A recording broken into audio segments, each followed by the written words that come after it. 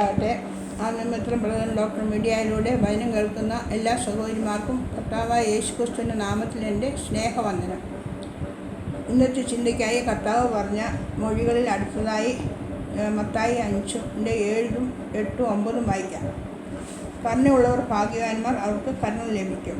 ഹൃദയശുദ്ധിയുള്ളവർ ഭാഗ്യവാന്മാർ, അവർ ദൈവത്തെ കാണും. സമാധാനം ഉണ്ടാക്കുന്നവർ ഭാഗ്യവാന്മാർ, അവർ ദൈവത്തിൻ്റെ പുത്രന്മാർ എന്ന് വിളിക്കപ്പെടും.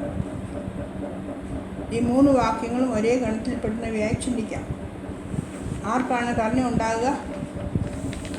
കരുണ ഉള്ളവർ ഭാഗ്യവാന്മാർ. കരുണ ലഭിക്കുന്ന ആർക്കാണ്?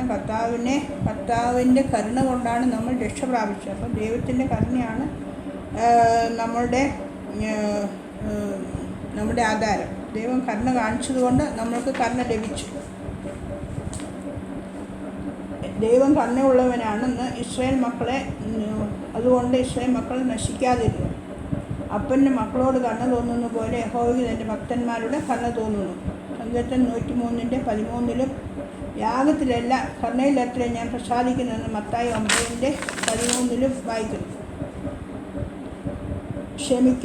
ക്ഷമിക്കുന്നതിനെ പറ്റി യേശു കർത്താവ് ഒരു ഉപമയിൽ കൂടെ പഠിപ്പിച്ചത് മത്തായി 18:23-36 വരെ വായിക്കാം കാണുന്നുണ്ട്.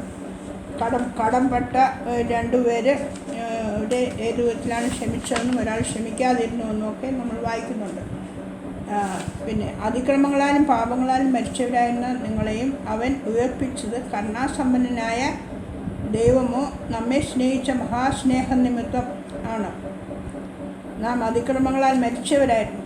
നമ്മെ ക്രിസ്തുവിനോടുകൂടെ ജീവിപ്പിക്കുകയും കൃപയാലത്ര നിങ്ങൾ വിശ്വാസം മൂലം രക്ഷിക്കപ്പെട്ടിരിക്കുന്നതിന് അതേ പ്രിയപ്പെട്ടവരെ, കൃപയാലാണ് നാം രക്ഷിക്കപ്പെട്ടിരിക്കുന്നത്. നമുക്ക് ലഭിച്ചത് കൃപയാലാണ്. അതിന് നമ്മൾ കാരണമല്ല, ദൈവത്തിൻ്റെ ദാനമാണ്. ദൈവനാമ മഹത്വത്തിനായി ജീവിക്കാം. കരുണ കാണിച്ചുകൊണ്ട് ജീവിക്കാം. കരുണ കാണിക്കുന്നവർ ഭാഗ്യവാന്മാർ, അവർക്ക് കരുണ ലഭിക്കും.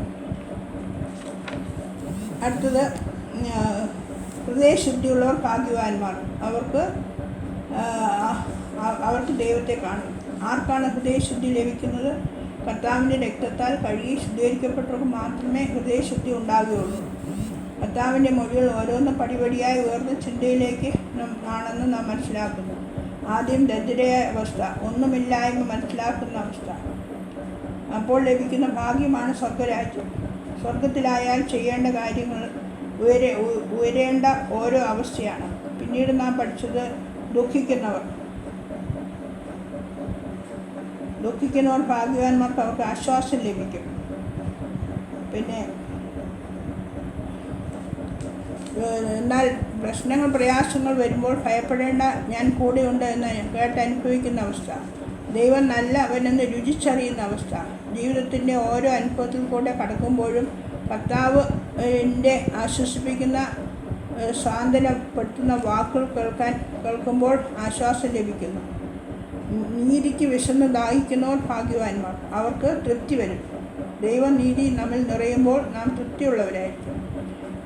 ദൈവമക്കൾക്ക് ഉള്ള ആഗ്രഹം നീതിയോടെ ജീവിക്കണമെന്നാണ്. മറ്റുള്ളവരെ പോലെ അല്ല, നീതിയോടെ ജീവിച്ച് ഉള്ളതുകൊണ്ട് തൃപ്തിയോടെ ജീവിക്കുന്ന അനുഭവം.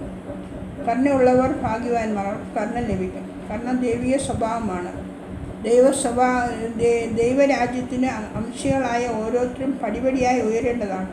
ദൈവമക്കളാകുന്ന നാം ദൈവീയ സ്വഭാവമുള്ളവരായി ജീവിക്കാൻ നമുക്ക് ചുമതലയുണ്ട്. കരുണയുള്ളവരായി ജീവിക്കാം.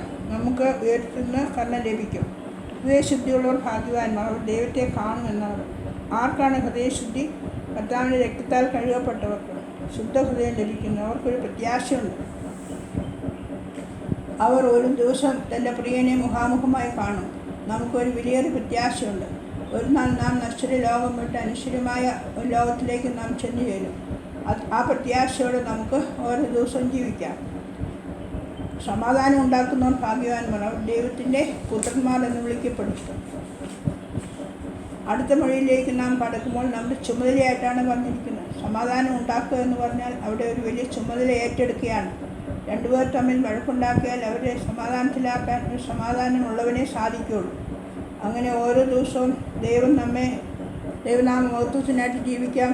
ദൈവം അതിനായിട്ട് നമ്മെ സഹായിക്കുമാറാകട്ടെ. ദൈവനാമം മഹത്വം.